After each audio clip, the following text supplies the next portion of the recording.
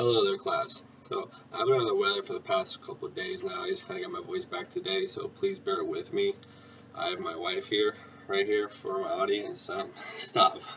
Um, that's all I have because I really don't want to contaminate anybody else because I've been through basically hell the past couple of days. But what I'm going to teach you today is about baseball. First thing I'm going to show you is the basics of baseball and how it is. Baseball is a game played by two teams, which each team having 9 innings, which they attempt to score runs. The home team always bats second, which is the bottom of the inning, and the visiting team always bats in the top of the inning. Each inning, the batting team sends one player known as the hitter or batter, however you want to say it, in turn to bat until three hitters are outs, or which in general just there's 3 outs in a game. While the pitching team has 9 players on the field trying to prevent them from scoring. If the scores are tied at the end of the 9 innings, a 10th inning is played, and 11th, 12th, so on. Which basically, if both teams score into 10th and 11th inning, there are no ties in baseball, so it just keeps going and going and going. Only one runner is allowed on base at any given time. Each player only has 9 players on the field at any given time. Now, what I'm going to do now is break it down, and so these are the basics of it, is the field, scoring runs, making out, and how it all works. First off, I'm going to show you is the field. The infield looks like an incomplete shape of a octagon, but is known as a diamond, and has a base. Well, it's 3 bases and a home plate. First base, second base, third base, and home plate at each corner. Each base is roughly 90 feet away from the next. In the majors, Little League, a little different. I believe it's like 60. It's from the home plate to the pitcher's mound is 60.5 feet away. Obviously, a little different in Little League. It'll be like 45 if I do recall. Beyond the diamond is an outfield, which is normally surrounded by a wall or a fence. There is also 2 foul lines, which extend to the wall from the first base and the third base lines. And at the end of each foul line is where the outside wall fence is met with a huge foul point line.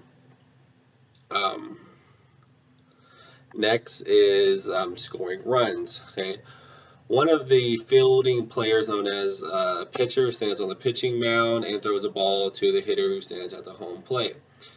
The hitter tries to put the ball into play by hitting it inside the foul lines. The ball must go in front of the first or third base line inside the foul lines to still be considered in play. And then the running to first base without being tagged out or thrown out. He can stop at the first base if he wishes, or retains to second, third, home base, and get a infield home run. That doesn't always happen, given these days, but it is possible. Sorry, I just scratched my leg. If a hitter stops on a base, becoming a base runner, then he can advance again when the next hitter is at bat by stealing the next base, or because the hitter actually hits the ball and he just naturally advances. Alright, which next part is making out. Alright, the field team can get a hitter the field team can get it out in several different ways. One of the ways is a fly out. The hitter hits the ball and a fielder catches it without the ball bouncing. A ball doesn't have to be in fair territory to be caught. Some of the most spectacular plays see fielders catch the ball as they fall into the stands, the dugout, or they kind of jump over the outside wall in the fence. And a put out, the fielder side can put out a runner by having the ball in his glove or just in his hand and actually tagging the runner when he's not standing on a base, a plate. That's considered a safe zone. All right.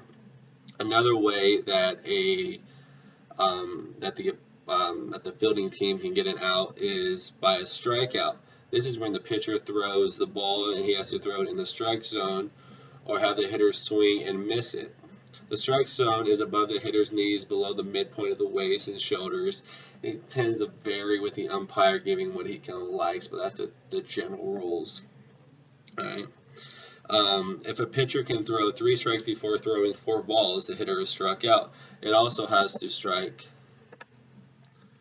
if the hitter swings at the pitch and misses it. Even if the pitch is outside the zone, if he hits a foul ball, a hit which doesn't go inside the 2 foul lines. However, a foul ball cannot be a third strike. If a hitter doesn't swing at a pitch and the pitch isn't in the strike zone, it is known as a ball.